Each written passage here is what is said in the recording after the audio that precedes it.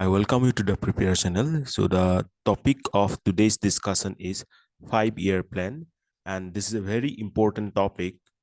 As you know, many questions being asked in the past examinations of APSC, EPSC, and different government examinations which related to this topic. So a 5-year plan report আমি ভালকৈ discuss কৰিম ইয়াৰ history and প্ৰতিটো year planner যিখিনি important points আছে we are going to discuss.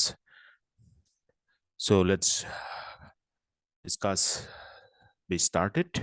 So among different types of economic system, Pandit Jawaharlal Nehru, the first Prime Minister of India, suggested socialist economy. So Pandit Jawaharlal Nehru, jitu economy suggest korisil, hetu asil socialist economy, but that is not same like that of USSR.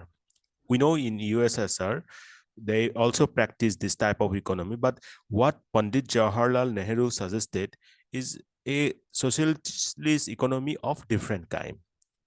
Then many different efforts being going on. This is after independence I'm talking about. So after great efforts, the planning committee decided to adopt a mixed economic system. Means both socialist and capitalist. Okay, means mixed economy means combination of private and public, socialist and capitalist. And at last, mixed economy was chosen with the help of Industrial Policy Resolution of 1948 and Directive Principle of Indian Constitution.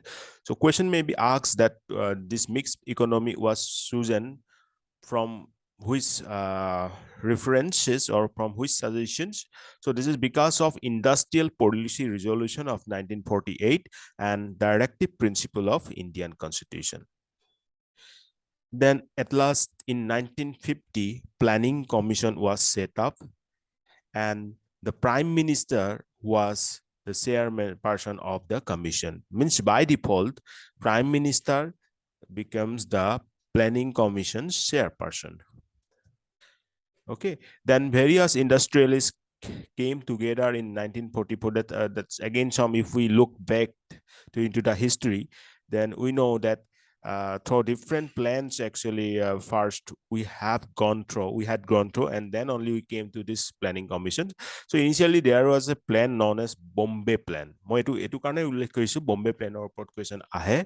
So in 1944 is joint proposal for setting up a planned economy was proposed or drafted, and that means that plan is known as Bombay plan. Now planning for development was seen as a crucial choice for the country, and joint planning means many different industrialists of that time proposes or came with some different proposals from their side.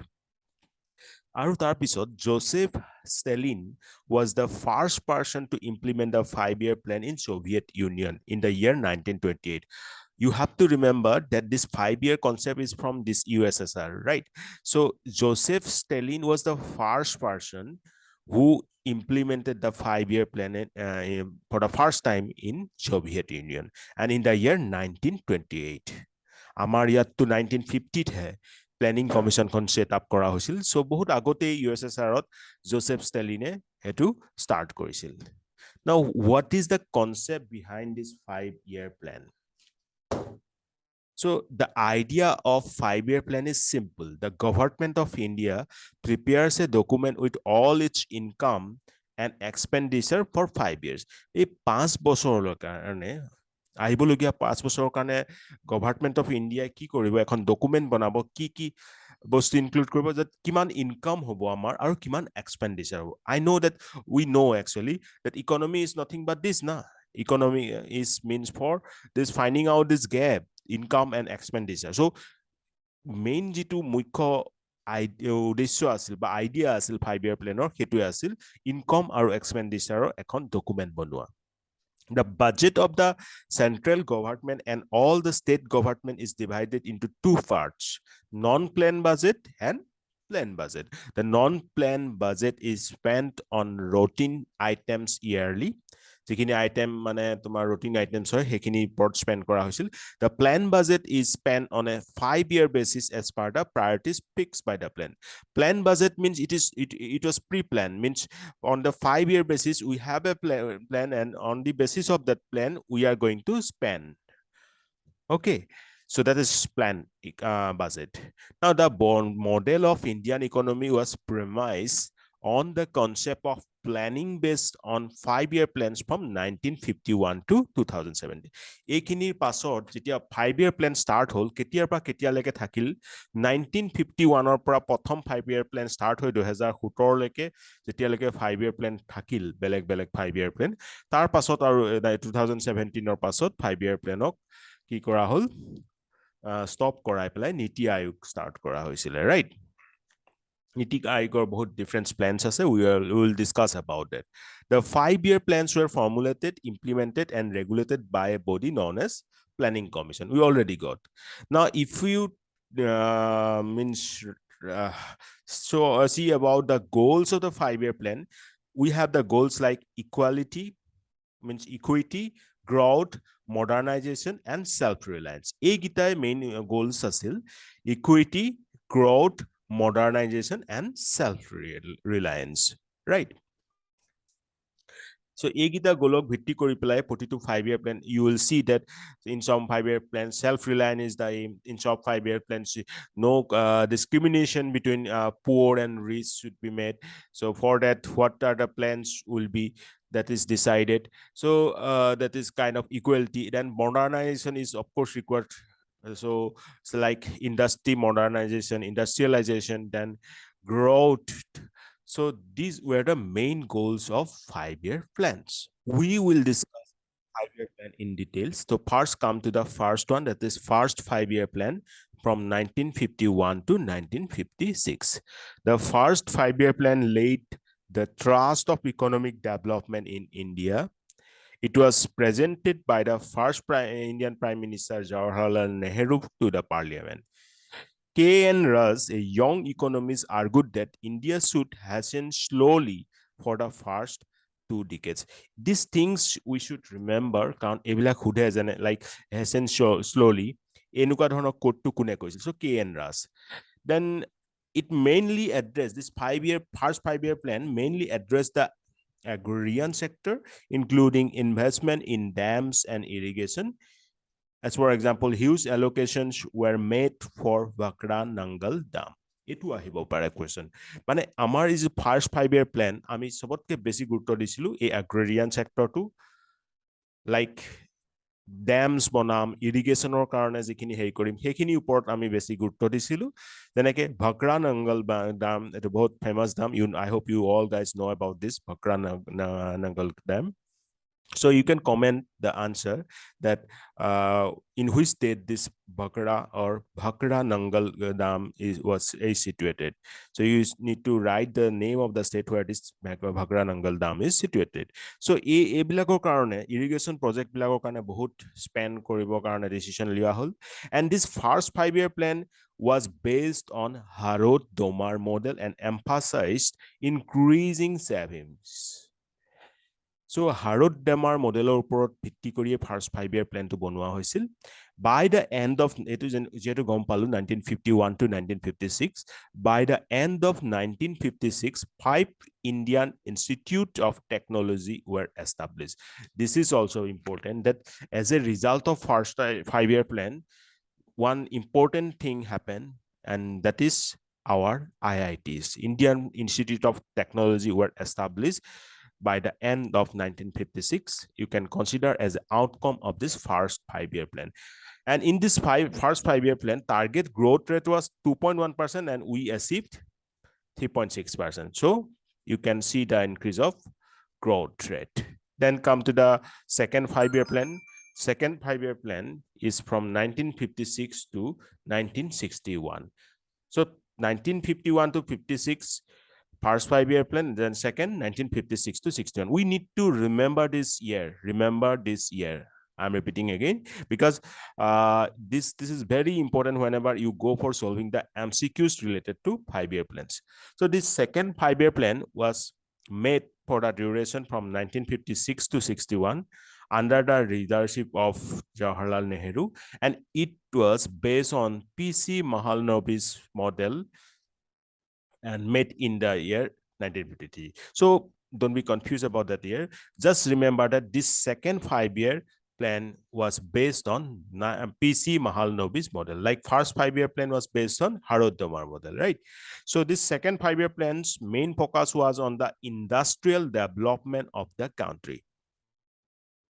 Industrial developmentক আমি বেছি গুৰুত্ব দিছিলো second 5-year planত, and its target growth rate was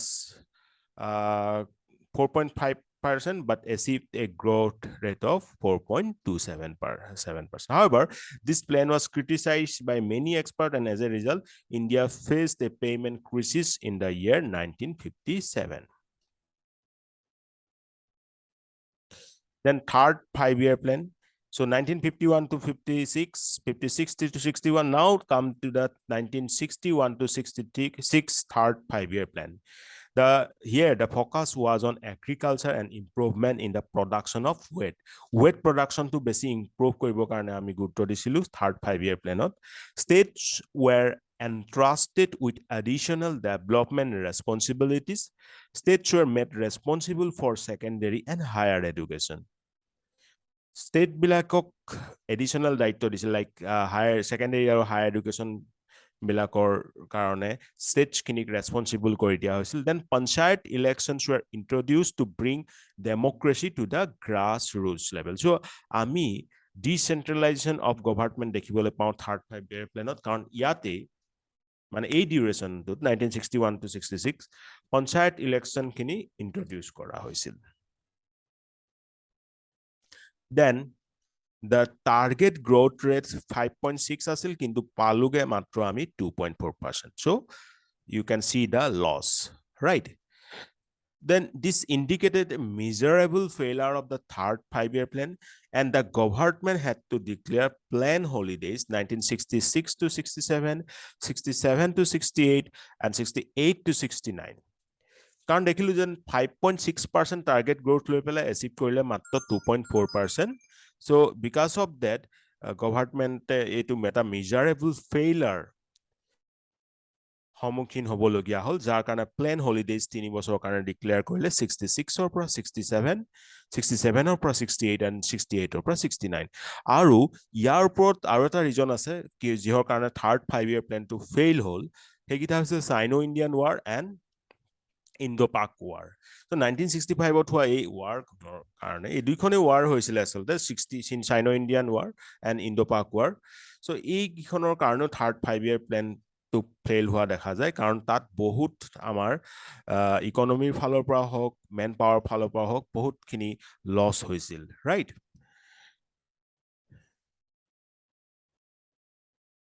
Then, so plan holidays খিনিক আকৌ আমি চাওঁ 1966 পৰা 1969 লৈ plan holiday হ'ল 3 বছৰৰ.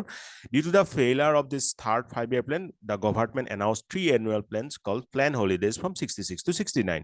The main reason behind the plan holidays was Indo-Pakistani War and the Sino-India War, leading to the failure of the third 5-year plan. যিটো মই already কৈছো.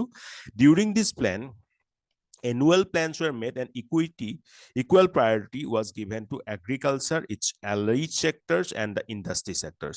আমি যেতিয়া war কিখন হৈছিলে, পাকিস্তান war হৈছিলে, চাইনো ইণ্ডিয়ান war হৈছিলে, আমি দেখিছিলো যে খোৱাৰ বহুত আকাল হৈছিলে. আমেৰিকায়ো ইণ্ডো পাকিস্তানী war হোৱাৰ পাছত ভাৰতক যিখিনি সাহায্য আগবঢ়াইছিল আগতে, লাইক আপোনাৰ যেনেকে ৱেট হৈ গ'ল বা সেইবিলাক আটা হৈ গ'ল বা এনেকুৱা ধৰণৰ কিছুমান সাহায্য আগতে আগবঢ়াইছিলে, কিন্তু যেতিয়া ইণ্ডো পাকিস্তানী ৱাৰ হৈ গ'ল তেতিয়া সেই সাহায্য আগবঢ়োৱাটো বন্ধ কৰি দিলে. So now India got that we need to focus not just on industrial sector, we should focus on both on agriculture and industry sector. ঠিক আছে? So এইখিনি বস্তু এই annual plan খিনি কনসিডাৰ কৰিবলৈ ল'লে. In a bid to increase the exports in the country, the government declared devaluation of the rupee. This is also important. Devaluation of rupee happen in this annual plans. Okay. Now, let's come to the next 5-year plan. That is fourth 5-year plan from 1969 to 74. And it was introduced on the Prime Minister of Indira Gandhi and attempted to correct the previous failures. And this fourth 5-year plan was based on Gajil formula. মনত ৰাখিবা fourth 5-year plan to কিহৰ ওপৰত বেছ কৰি বনোৱা হৈছিল গজ্জিল ফৰ্মুলাৰ ওপৰত বেছ কৰি fourth 5-year plan to বনোৱা হৈছিল a great deal of emphasis was laid on the growth with stability and progress towards self-reliance আত্মনিৰ্ভৰশীলতাৰ ওপৰত বহুত গুৰুত্ব দিয়া হৈছিল fourth 5-year planত আৰু এটো গেজিল ফৰ্মুলাৰ ওপৰত বেছ কৰা হৈছিল the government nationalized 14 major Indian banks and the green revolution boosted agriculture দুটা important event হয় ইয়াত first nationalization of 14 major Indian banks not this one actually I am talking about that this nationalization of 14 major banks happened in the fourth 5-year plan and one more important thing that green revolution happened in this year in this particular 5-year plan okay this is being many times asked etu bahut bar hodise je Indian national banks khini je nationalization hoisil kuntu 5-year plan dot hoisil fourth 5-year plan now green revolution hoisile ei fourth 5-year plan to uporote so ekhini important hoy ekhini ami monot rakhibo lagibo the drought prone area program was also introduced in the fourth 5-year plan this is also very very important but target rate was 5.6 we achieved only actual growth of 3.3% now etu dekhila etu to loss e hoise now let's come to the next that is fifth 5-year plan a very famous one Garibi Hatao বুলি কলে আমি fifth 5-year plan to কথাই জানো যেটো নেকি 1974 পৰা 1978 লৈকে হৈছিল so it laid stress on increasing employment and poverty allegation so employment বহুৱাত আৰু গৰিব মানে আমাৰ যিখিনি গৰিবি হটাও বা যিখিনি poverty alleviation program mainly a fifth 5-year plan অতে দেখা গৈছিল In 1975, the Electricity Supply Act was amended, enabling the central government to enter into power generation and transmission. Again, moi to boldot likhisu the Indian National Highway System was introduced in the fifth 5-year plan. The Indian National Highway System to fifth 5-year plan the minimum needs program was introduced in this plan and this was aimed to provide basic minimum needs that is MNP was to everyone means and this basic minimum needs program or minimum needs program MNP was prepared by DP Dhar okay the Electricity Supply Act to দেখিলো আমি 1975 তে amend কৰা হৈছিল and also a 20-point program was launched in this year 1975 so I am summarizing the facts fifth 5-year plan of main মুখ্য উদ্দেশ্য আছিল গৰিবি হটাও poverty alleviation or গৰিবি হটাও then increasing employment second Indian National Highway System took introduced kora hoisil third Electricity Supply Act to introduce kora hoisil then fourth 20-point program to launch kora hoisil then minimum needs program to DP Dharar dora prepare kori launch kora hoisil etut growth rate loisil target growth rate loisil 4.4% but actual growth rate was 4.8% kintu এই 5-year plan to চলিব লাগিছিল 1974 পৰা 1979 হলকে কাৰণ 5 বছৰ যোগ কৰিলে আমি গম পাও 79 কিন্তু এটো হল 78 লৈকে কিয় কাৰণ কি হল in 1978 the newly elected Moraji Desai government rejected this plan so Moraji Desai ji 1978 to elect হৈ পেলাই আহিছিল সেই গভৰ্ণমেণ্ট খনে এই প্ল্যান টুক ৰিজেক্ট কৰি দিয়াত 1979 লৈকে নহয় 1974 পৰা 1978 তে 5 or 5th 5-year plaনৰ সমাপ্তি ঘটে তাৰ পিছত এই নতুন গভৰ্ণমেণ্টৰ কাৰণে আহিল rolling plan That is from 1978 to 80. 2 বছৰৰ কাৰণে. This was a period of instability. The Janata Party government rejected the 5th five-year plan and introduced a new 6th five-year plan. And this in turn was again rejected by the Indian National Congress in 1980 upon Indira Gandhi's re-election. Indira Gandhi re-elect হৈ পেলাই সেই একেই জনতা party মানে Morarji Desai government খনৰ plan খিনি cancel কৰি দিয়ে. So a rolling plan, এইটো যে আমি দেখিছো rolling plan 1978 ৰ পৰা 80 লৈকে হলে তো কি হয় actually. A rolling plan is the one in which the effectiveness of the plan is evaluated annually and a new plan is created the following year based on this evaluation. মানে এই বছৰটোৰ কাৰণে যিখিনি প্ল্যান কৰা হল হেতু এই বছৰটোৰ পাছত ইভালুয়েট কৰি চাই যে কিমান সফল হৈছে আৰু তাৰ ওপৰত বেস কৰি প্লাই next year of plan to introduce কৰা হয় ক্ৰিয়েট কৰা হয় তো এটুকে কোৱা হয় ৰোলিং প্ল্যান এবছৰ পাছত তাৰ আউটকাম চাই ইটু বছৰৰ প্ল্যান বনোৱাটোক কয় ৰোলিং প্ল্যান 1978 ৰ পৰা 80 লৈকে দুবাৰ হল right as a result throughout this plan both the allocation and the targets were updated. Next আমি আহো 6th 5th year plan যেকিলো ইন্ডিয়া গান্ধী ৰি-ইলেক্ট হৈ পেলাই আকৌ 6th 5-year plan তো আহিল 1980 পৰা 85 লৈকে 6th 5th year plan or 6th 5-year plan to ahil. It underlined the beginning of economic liberation by eliminating price controls, and it was seen as the end of Nehruvian socialism. And to prevent overpopulation, family planning was introduced in the 6th 5-year plan. Monot rakhibo lagibo je family planning to kuntu 5-year planot introduce kora hoisil family plan to 6th 5-year planot that is 1980 পৰা 85 লৈকে থকা সেই 6th 5-year planot family planning to introduce kora hoisil. On the recommendation of Sivaraman Committee, the National Bank for Agriculture and Rural Development was established. So 6th 5-year plan or সময়তে NABARD to establish কৰা হৈছিল Sivaraman Committee recommendation or ওপৰত ভিত্তি কৰি পেলাই then target growth 5.2% লৈ পেলাই actual growth hall goal 5.7%. So it was a success, right? Then 7th 5-year plan 1985 or 90 and this was introduced by Prime Minister Rajiv Gandhi of that time.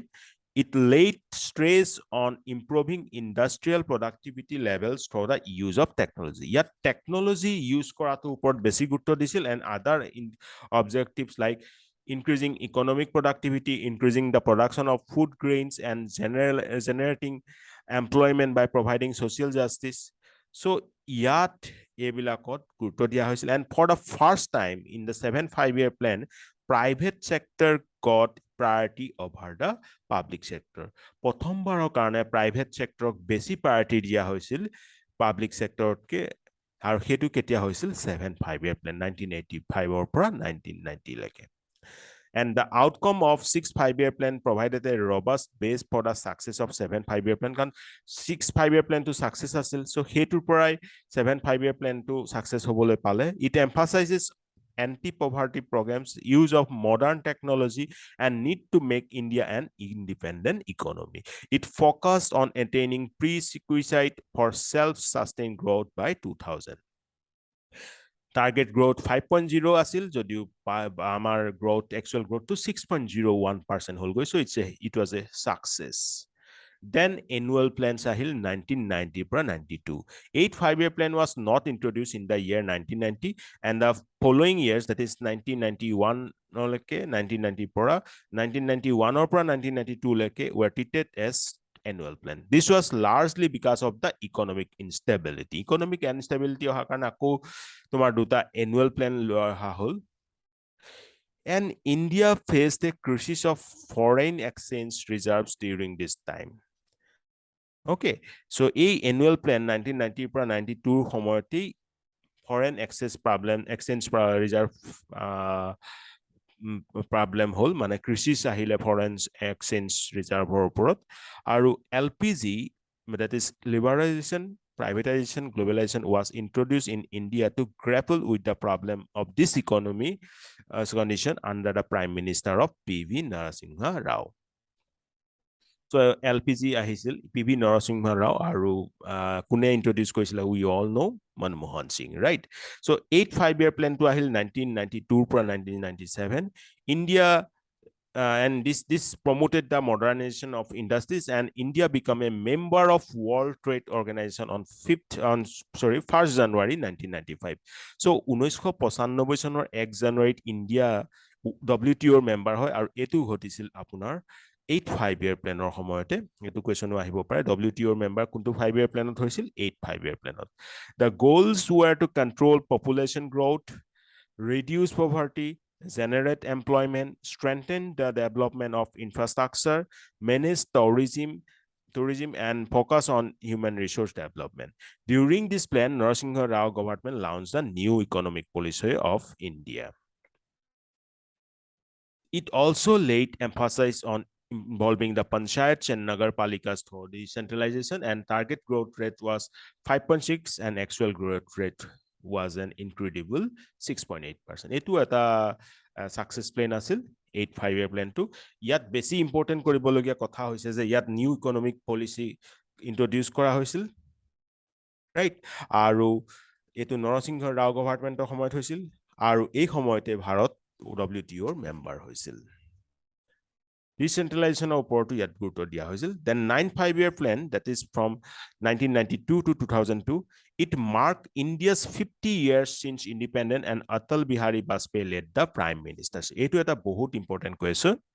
Indiaৰ independence মানে স্বাধীনতা পোৱাৰ 50 বছৰ পূৰ্ণ হয় 50 years since independence কোনটো 5-year planত হয় 9 5-year plan or 9 number 5-year planটোত হৈছিল 1997 চনৰ পৰা 2004 চনত হোৱা প্লেনটোত আৰু তেতিয়া প্ৰাইম মিনিষ্টাৰ আছিল অটল বিহাৰী বাজপেয়ী.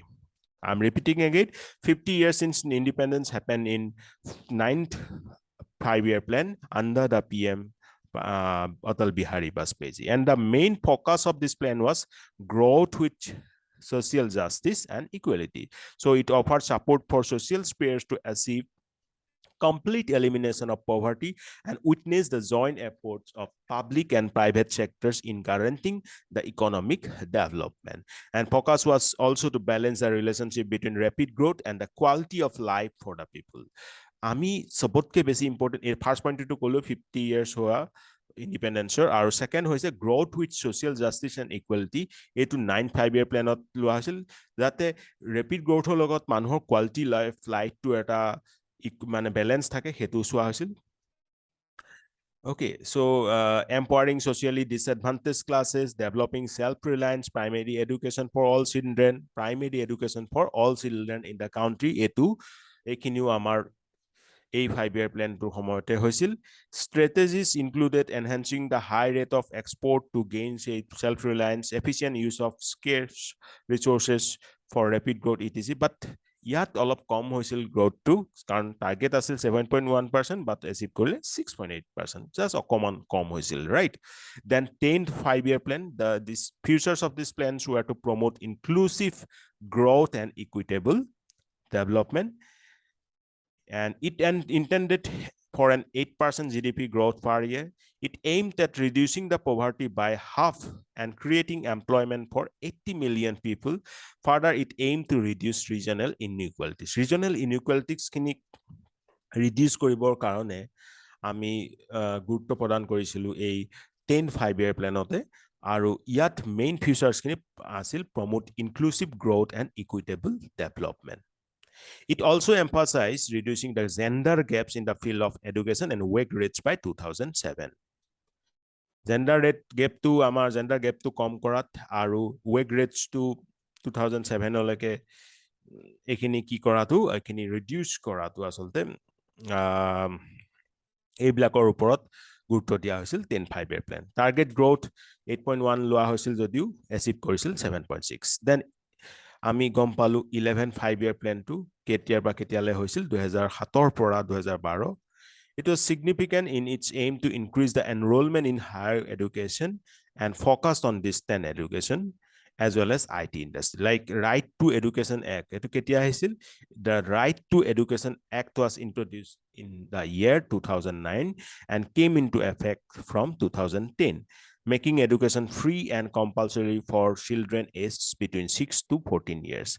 So 6 বছৰ পৰা 14 বছৰলৈকে চিলড্ৰেনখিনিক যে এডুকেশ্যন ফ্ৰী আৰু কম্পালচৰি কৰিব লাগে সেইটো 2010 চনৰ ৰাইট টু এডুকেশ্যন এক্টৰ থ্ৰুতে আহিছিল যেটো নেকি ইন্ট্ৰোডিউস কৰা হৈছিল 2009 কিন্তু came into effect in 2010 and 11 5-year planor main theme আছিল rapid and more inclusive growth. C Rangarajan 11 5-year plan to bonaisil. C Rangarajan to both our economic or ক'ব পাৰো যে এটা এনেকুৱা নাম যেটো আমাৰ ইন্ডিয়ান ইকনমিত বহুত খিনি অৱদান আছে তেখেতৰ So it is aimed at environmental sustainability and reduction in gender inequality. Their focus was also laid on providing clean drinking water for all by 2009. A2 aim laws. Okay, clean drinking water for all by 2009. Target rate 9% asil jodi actual growth hol 8%. Then 12 5-year plan, last 5-year plan hoy 2012 pa 17 sonoleke. And aim asil faster, more inclusive and sustainable growth. Sustainable growth to add hoi jay yat 12 5-year planot. The plan aimed at strengthening infrastructure projects and improving electricity supply in all villages. It also aimed at removing the gender and social gap in admission at school and improve access to higher education. It inspires to enhance green cover by 1 million hectares each year and to create new opportunities to the non-farming sector. The target growth rate was 9%, but in 2012, NDC approved a growth rate of 8% for this 12 5-year plan. Okay, 12 5-year plan is the last 5-year plan. Tar pisot amar ki hoy gol NDA government dekhile je এই যে 5-year plan to কি হৈছে যে আমাৰ India খনত প্ৰতিখন ষ্টেটে এটা বেলেগ বেলেগ গ্ৰোথ প্ৰতিখন ষ্টেটে মানে গ্ৰোথ ৰেট টু বেলেগ হৈছে বা প্ৰতিখন ষ্টেটৰ এটা ইকোনমিক কন্ট্ৰিবিউশনো বেলেগ হৈ যায় সো হেতু কাৰণে one size fits all approach, that is 5-year plan. Etu is work no koribo, hetu bud hol. Okay, hetu karne NDA government planning commission ok atorai pelai niti ayog anile. So hetu karne third 5-year plan to aru nahil. Ar tar mane replaceot ki hol niti ayoge মানে তাহাতৰ action plan লৈ আনিল আৰু নীতি আয়োগৰ কিন্তু কোনো financial rule নাছিল they are only policy guidelines for the government. So the 5-year plans were laid to raise by the Narendra Modi led NDA government in 2015. Hence the 12th 5-year plan is considered the last 5-year plan and the decades old 5-year plan was replaced by 3-year action plan of Niti Aayog, which will be a part of 7-year strategy paper and 15-year vision document of the Niti Aayog. And this Niti Aayog also replaces the planning commission in the Modi government, right? And launched a 3-year action plan from April 1, 2017 onwards. Okay, প্ৰথম বাৰৰ বাবে যিখন 3-year action plan আনিলে নীতি আয়োগৰ হেখন কেতিয়াৰ পৰা কাৰ্যকৰী হল এপ্ৰিল 1 ৰ 2017 চনৰ এপ্ৰিল 1 ৰ পৰা 1 এপ্ৰিলৰ পৰা ইয়াত আমি দেখিবলৈ পাওঁ 3-year action plan তাৰ পিছত 7 বছৰীয়া strategy paper আৰু 15 বছৰীয়া vision documents. So guys, ইমানখিনি আছিল আমাৰ 5-year planৰ ওপৰত ডিসকাস কৰিবলগীয়া ইয়াত বহুত MCQ related facts ডিসকাস কৰা হৈছে আৰু প্ৰতিটো 5-year planক খুকমতাৰে অধ্যয়ন কৰা হৈছে যাতে ইয়াৰ ওপৰত আহিবলগীয়া যিকোনো MCQ আপোনালোকে সলভ কৰিব পাৰিব সো প্ৰিপেয়াৰ চেনেলটোক যদি ভাল পাইছে সাবস্ক্ৰাইব কৰিবলৈ নাপাহৰিব সাবস্ক্ৰাইব কৰি পেলে আমাক আৰু নতুন নতুন ভিডিঅ বনোৱাত সাহস দিয়ক শেয়াৰ কৰি যাওক যদি ভাল পাইছে লাইক কৰক তেন্তে আকৌ আমি লগ পাম এটা নতুন ভিডিঅত এটা নতুন লেকচাৰত তেতিয়ালৈকে টেক কেয়াৰ জয় অসম